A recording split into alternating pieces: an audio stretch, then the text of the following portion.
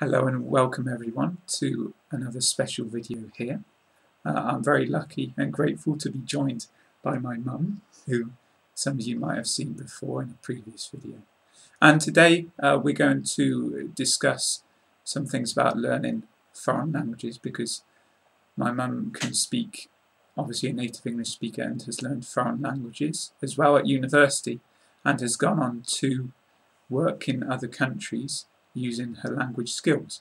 So I think that this is going to be a really useful conversation to help you know more about the best ways to learn foreign languages, and in particular English, of course.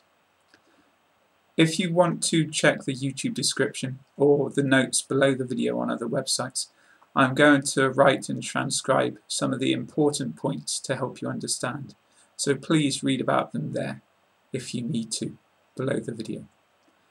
So we're going to start, and I'm going to hand over to my mum really to tell us about how she learned languages, what was most useful, and about her experiences. So mum, thank you for doing this video with us. That's fine. I'd like to start by asking you about which languages have you learned and why those particular languages? Right, when I started learning French when I went to secondary school, we also had to learn French in the first year. And then in the second year we chose a second language. We either had a choice of either Spanish or German, and I chose Spanish. And then I found I was enjoying languages, and I wanted to go on to study. I was thinking I'd like to study languages at university, so we needed Latin in those days in order to study a degree in modern languages. So I studied Latin and then went on to do my A-levels in Spanish and French and English literature. Because Latin has dropped off the radar a bit recently. Would you recommend to people that it's still worth learning? Well, I mean, if you can, it depends. Obviously, I don't know whether it would be so relevant for English. If you're learning the Latin-based languages, then it's more useful.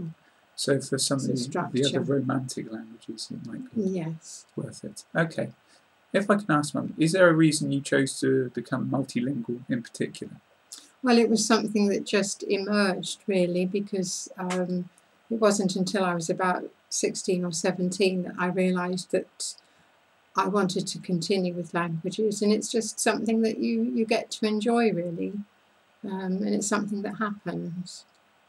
Okay, so the people watching are trying to learn English mainly, and as someone who's learned to speak foreign languages fluently, I would really like to hear about when you were studying, what your favourite activities were, and which you found most useful in learning French and Spanish. Yeah, well, I used to love the vocabulary lessons. We used to learn groups of words at a time, and I really enjoyed doing that. And I would recommend anybody learning a foreign language to really make a habit of writing everything down, new words as you come across them, and learning them carefully and being able to test yourself that you know them. I also enjoyed listening to the foreign radio, seeing foreign films if they were available, and I was lucky enough to do some exchange visits abroad with Spanish and French girls when I was at school.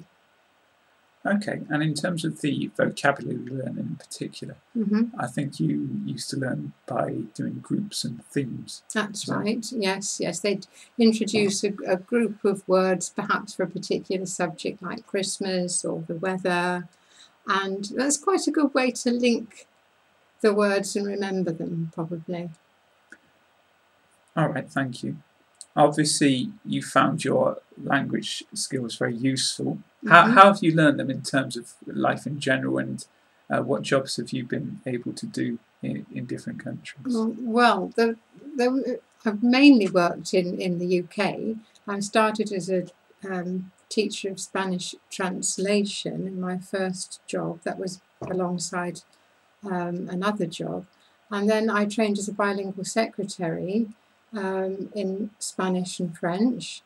I first worked for a Scottish whisky company in the export department, and then I went on to work in a medical equipment division of a big company, the British Oxygen Company, if anybody's heard of that, in their medical equipment division. And they had an office in Madrid in Spain, and I was lucky enough to have the opportunity to do an exchange visit with my Spanish counterpart in Madrid. All right. And maybe getting towards the end. Mm-hmm. What advice do you have for everyone learning English as a foreign language?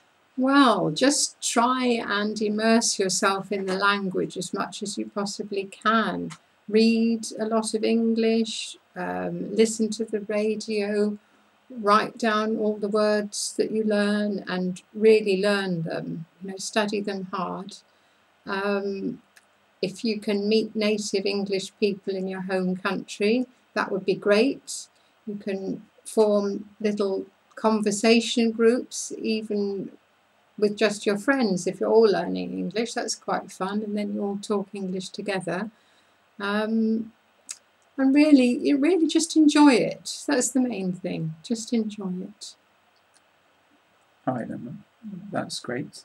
Thank you very much. Is there anything else that comes to mind that you'd like to speak about, or not?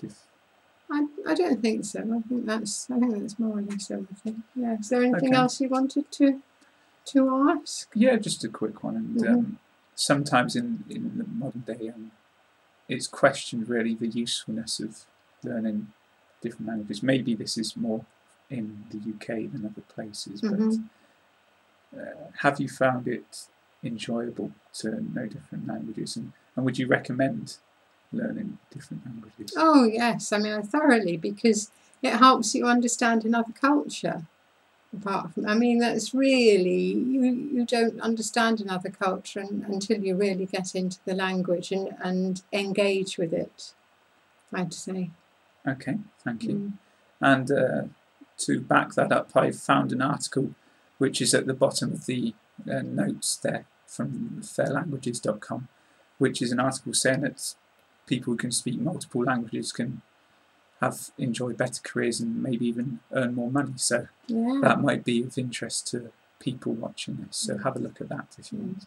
Oh yeah, just one last thing. If you get like a foreign correspondent, we used to do that. You would have a pen pal. Pen pal. I don't think people do it so much these days, but you could do it with email, couldn't you? Really, using the language. There are some websites which can help with that. For example, Busuu, Live Mocha, and one called Interpals, where people from different countries can interact. So that's a starting point. Yeah. You can try those ones. So lots of different things. All right then. I think that that is everything. Okay. Many thanks as always. The second time I've been lucky enough for you to join me here, so very grateful for that. If I can remind everyone, I'll put the links again by the notes for my YouTube channel, where there are many other videos, including one with my mum again. They are free about British English, British accent training, British pronunciation, and there's also a Facebook group and Twitter account and a couple of blogs that you are welcome to use. Apart from that, again, Mum, thank you very much. That's fine. My pleasure. Thanks to everyone for watching.